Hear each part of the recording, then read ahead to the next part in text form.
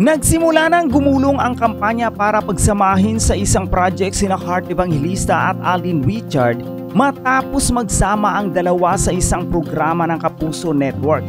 Nangunguna sa pangangampanya at pag-ungot sa kapuso ang isang netizen kung saan pinagsama-sama niya ang mga video splice nila Heart at Alden sa magkakaiba nilang mga programang ginagawa at bumuo ng isang teaser na mala-Korean drama ang feels. Ginawan rin niya ng AI ang maraming video short ng dalawa at gumamit pa ng ilang location ng isinasuggest nitong K-drama para kumbinsihin sa kanyang post ang kapuso o ang mga producer. Lumabas nga na bagay ang dalawa sa isang soft drama movie dahil pinagsama-sama ang mga emotional scenes nila Heart at Alden. Nilagyan niya ito ng title na It's Okay to Not to Be Okay at Queen of Tears na walang dudang ibinibigay nito ang idea ng pagbibidahan ng dalawa ang remake ng nasabing dalawang K-drama series. Inaprubahan naman ito ng mga sumausaw sa post, sinabing bagay raw sa dalawa ang magkaroon ng project together. Ito rin ang panawagan ng isang netizen sa kanyang ex-post na bagay raw sa dalawa ang It's Okay to Not to Be Okay. Bet mo ba na gumawa agad ng project si Alden with Julia Barreto? Although matagal na to.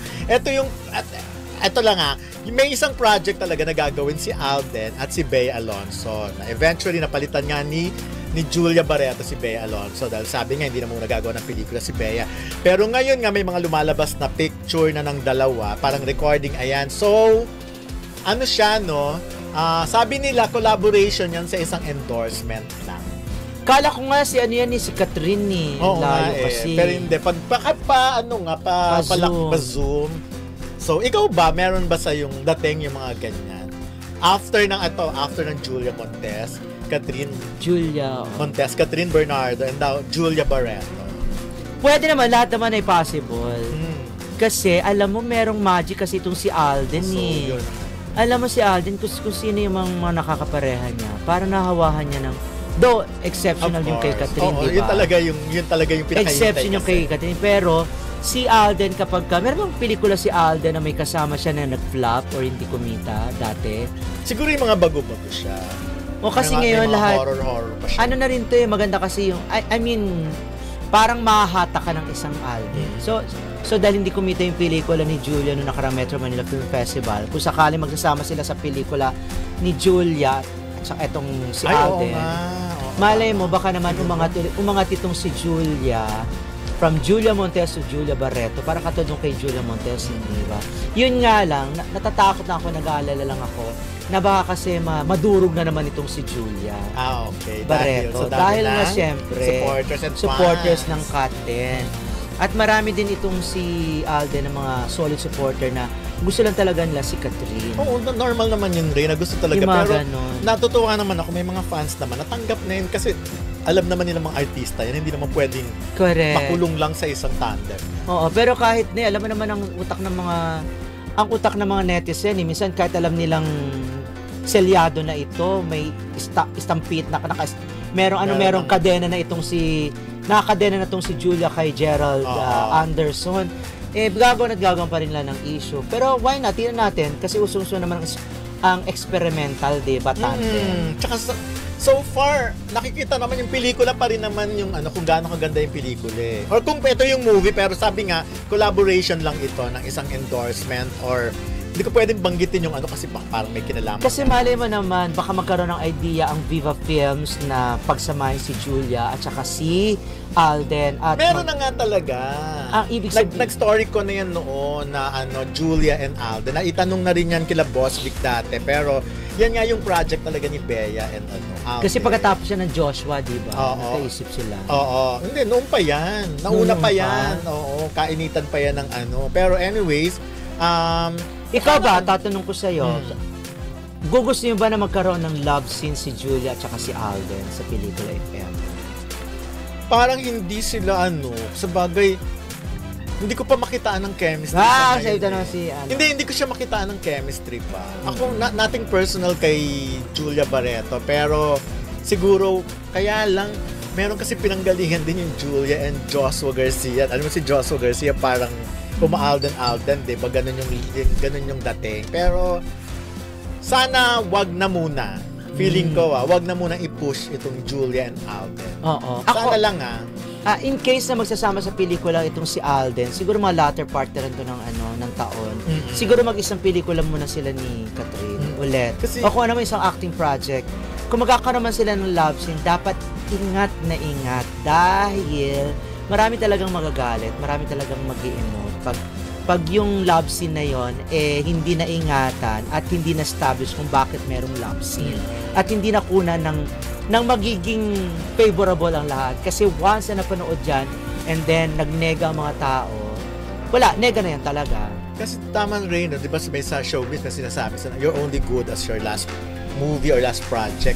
Tama ka, no? Ang taas ng Joshua and Julia, pero biglang bumagsak dun Julia and Carlo. So parang nabura mo yung record na ginawa mo. So yun. So sana si Alden medyo alalay sa pagtanggap ng project pagdating sa pelikula kasi ang taas ng pinanggalingan niya, 'di ba? So, nga na kasi di malalaman yung instability mo yung ang tawag dito yung charisma mo sa box office kung hindi mo susubukan.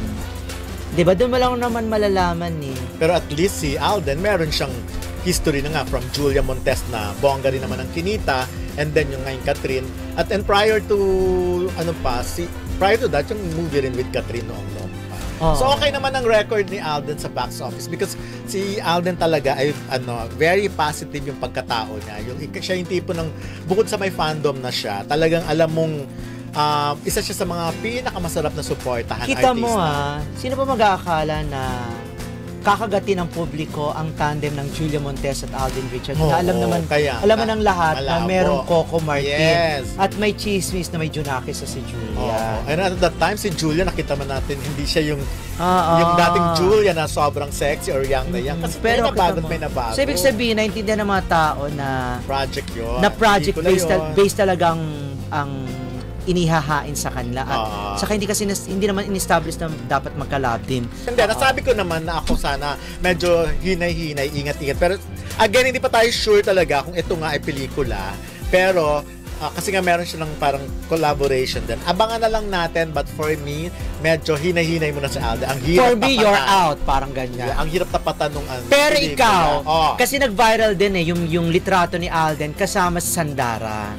Sandara Park. Parang inunungutan din ng mga netizen na maggumawa ng pelikula si Sandara at saka si Alden. Ikaw ba? Ako, iba yan. Ibang flavor yan, syempre. Maganda yung ganyan. Diba, no? Nakaka-excite, no? Kasi, alam mo, yan yung mga project na walang competition. Kumbaga, pag naisip mo yan, walang pinanggalingan. Yes, tas novelty yung dating. Na parang, why not, diba? Ako natutuwa. Gusto ko yan. Kung si Sandara, oo naman. Oo nga. Tsaka matagal na rin si Sandara na hindi gumagawa ng pelikula.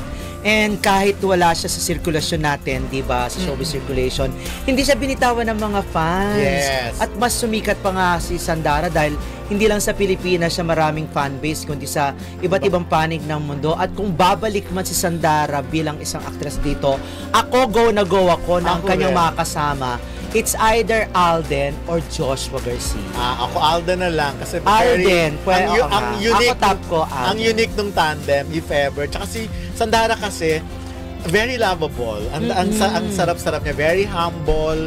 Tapos siya, sabi nga pusong Pinoy kasi si Sandara. Tsaka magaling sa comedy si Sandara. Yes, para siyang yung timing, komedyante diba? Siyang para siyang tanga. Ganon, yung parang krung nga, di ba? Parang wala siyang parang wala, hindi siya umaarte, hindi siya Tsaka yung look nila pag tinignan mo, meron Korean, meron Tisoy na Tisoy. Pag pinagtabi mo, parang bagay agad. At saka ang maganda yan, pwede rin siyang dahil maraming ang fanbase si Sandara sa abroad, pwede mo siyang ipalabas sa Korea, sa Indonesia, sa Japan. Yun, sana nga may magkaroon. Kung ako ang manager ni Alden, baka dun muna ako sa Sandara. Wag na muna yung Julia. Kasi syempre parang mas madali siyang ibenta. Ang cute-cute nung dati. Tsaka maganda siya, from being a serious movie nila ng Kat Den, Catherine. Tapos biglang Sandara na medyo light. Di ba maganda? Para makita naman the other side again of Alden. Why not?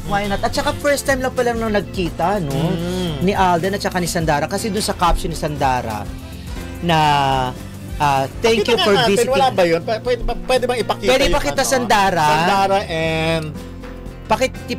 Ano nga, hanap nga yung ano ni Sandara.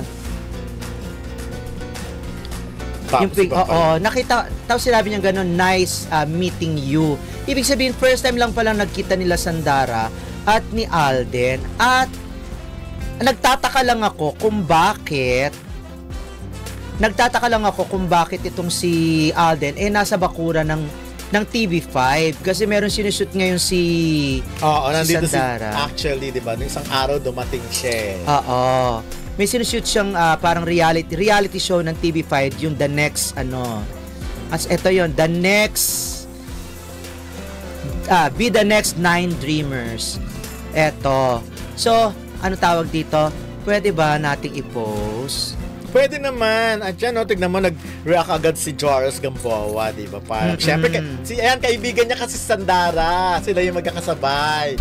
Correct. At saka, di ba, remember na pag-usapan natin, si Alden Richards, meron siyang sinasabi mga ka-look-alike niya. Di ba? Si Jameson Blake, si Lee Min-ho, at si Hiro Angeles, di ba? Yes! Si Hiro Angeles ay kalab din sa Sandara. So may connect. Baka pwedeng gawin ng mga iba't ibang kamukha si Alden para at least ma-establish. Tsaka hindi pa nagko-comedy si Alden. Cute, ang dami talagang reaction agad-agad at talagang siya. Ako gawa ko dito. Ang daming request agad, Eto. Movie with Alden, please. Mag-comment kayo kung bet nyo bang magsama sa pelikula si Sandara at saka si Alden at anong klaseng pelikula ito. Papipiliin lang natin, comedy, horror, drama, or action. Rom-com, drama, horror, or action. Ayan, apat lang yan. Yung mga reaction yan. talaga sabi nila, boss, yung mga bias natin nagtagpo. Actually, pag binasa mo dami, Dara and Alden manifesting to work together soon. Ay, sana all. Diba? May chemistry. Ang dami agad nag-request. Ang moment na lumabas yung picture na yun kahapon. Oo nga. So, nakakaloka yan kung sakasakaling may sasakatuparan yung project na yan. Why not? I'm sure baka mag 1 billion din to. Kasi iba naman to. Iba naman. At saka for the longest time na hindi natin nakikita si Sandara sa isang pelikula, why not? It's about time. Kaya lang payat-payat ni Sandara ngayon, grabe. Dati naman siyang ganun na. Oo nga, pero mas payat siya ngayon.